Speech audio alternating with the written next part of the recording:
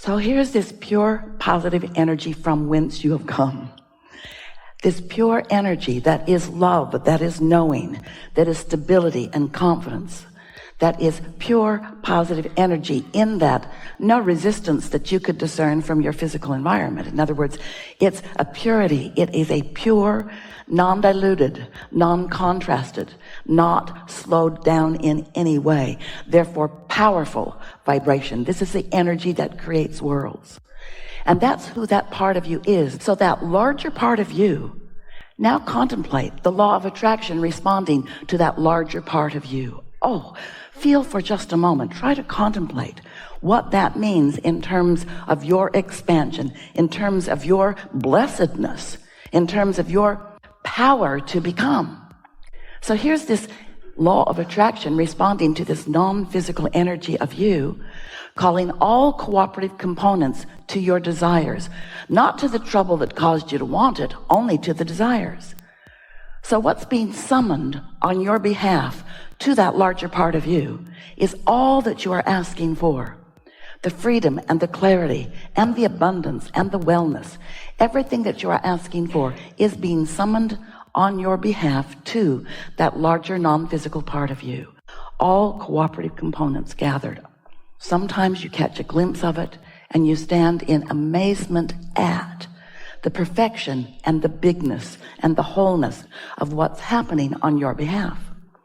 The question that this forum wants to ask of you and answer to the degree that you can let it in: how cooperative are you in your componentness? Are you a cooperative component, or do you stand as a vibrational holdout, defending where you stand in your defiance of well-being? Of course I want more money if I could only get more money. Everyone wants more money. Don't be stupid about that. Of course everyone wants more money. I want more money. But where is the money? Money just does not come to me. Money has not been coming to me. There is no money. And we say, that's the way you hold yourself in vibrational defiance of the money that's being called. The cooperative components are being gathered. Are you one? Not right then. It's all right. We like your eagerness of life. Oh, it's not telling you that. He's just saying be respectful of those around you. Well, you know what? You can say anything you want here in this room. And he can too. So if he tells you to be quiet, he can do that too. Isn't it nice that we are all here together? In this room, no one will throw you out. There will just be a lot of people that want to. But they will be in resistance of their own well-being. And you will be the teacher that helps them to know that you get to do what you want to do, and they get to feel about you the way they want to feel about you. But can you imagine the chaos if everyone did that? We're glad it's only you here today. And now we would like to tell you to shut up.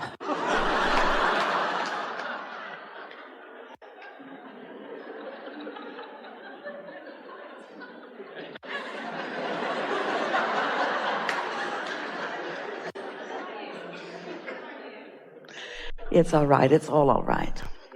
So as we're playing together here today, it's our desire that we can help you to feel the pure essence of your well-being. We want you to find that feeling place that allows into your experience what you want.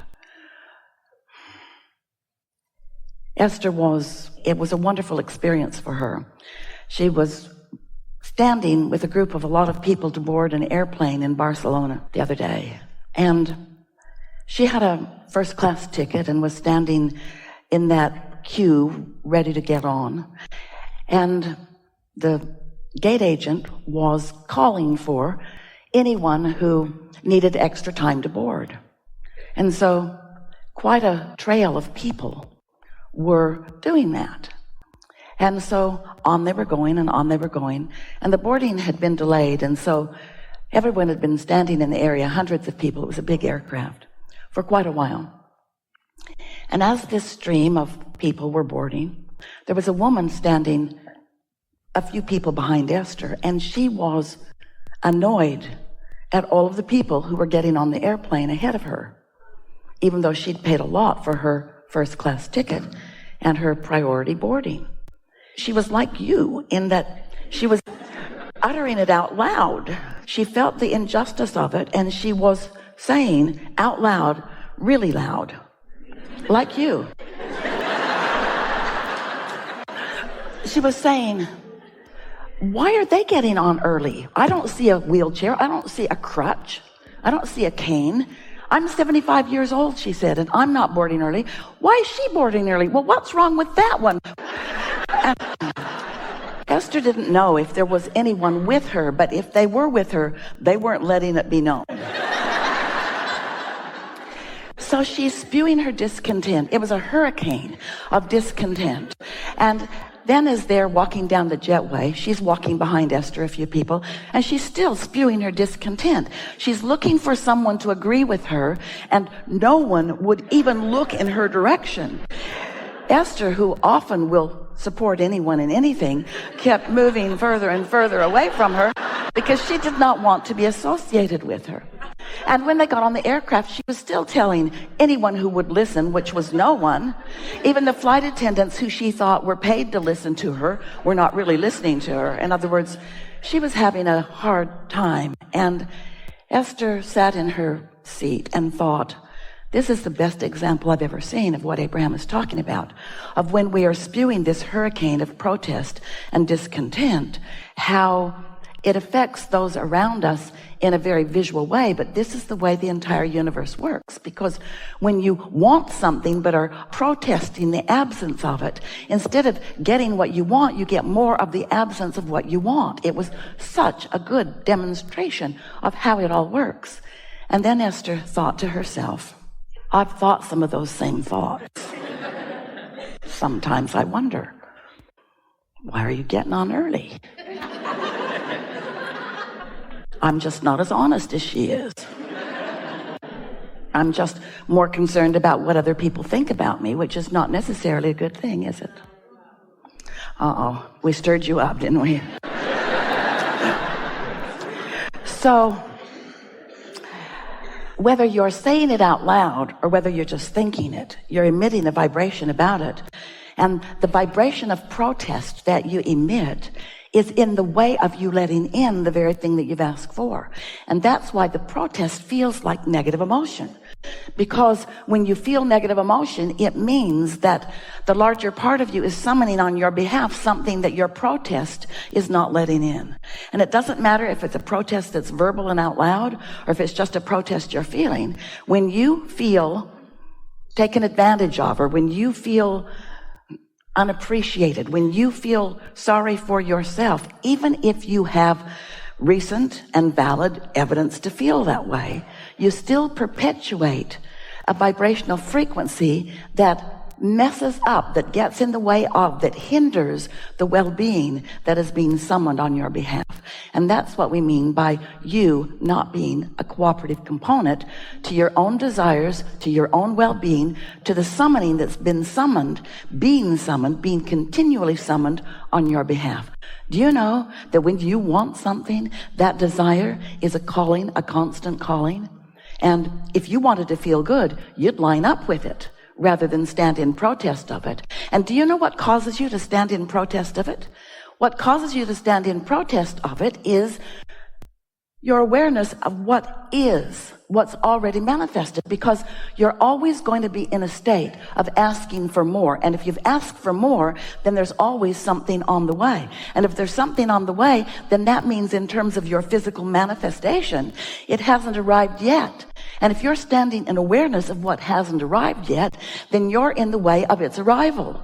You're slowing it down, and that's why you feel impatient. That's why you feel protest. That's why you feel that something's gone wrong. In fact, the very negative emotion that you feel is the strongest evidence that you have that something is coming to you that you've asked for. And at the same time, you're not letting it come. Why? Why aren't you letting it come? And the answer is because you've been not letting it come for so long. And why is that? Because You are so enamored with the manifestations that surround you because you mistakenly think that that's who you are and that is life, or that that's all there is to life. When what is manifested is old news. Because what's active and what's becoming and what's now and what is your current point of attraction is happening over here in your vibrational reality. Your vortex is where it is. Your vortex is calling everything to that point, and you want to do everything in your power to be one of the cooperative components that gets to that point too. You don't want to be the vibrational holdout. You don't want to be the one who's so sure of how much money you've got in the bank that you don't let any more in. You're so sure of this is who you are, and this is what your plight is, and this is how it is for you. This is your life experience. You're so enamored with your life experience, and we don't mean enamored because you love every bit of it, and we get it.